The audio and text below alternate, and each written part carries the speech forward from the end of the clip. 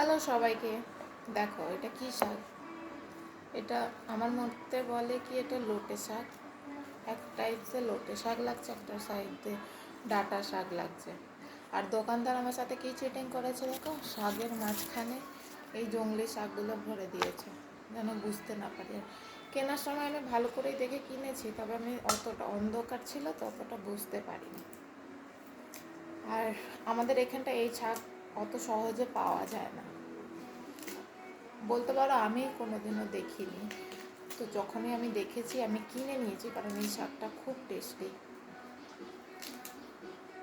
তো রেটেলে আমি কাটতেও পারি না, শাক কেমন করে কাটে। তো এই শাকটার ভাজি বানাবো আর এটার চচ্চড়ি বানাবো।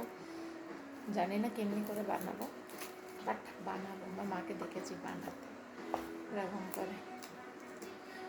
আজকাল তো ফোন জিন্দাবাদ, ফোনে দেখে নেবো কী করে বানায়। রান্না করতে পারি কিন্তু কিছু কিছু রান্না পারি না, শাকও করতে পারি না বাবা।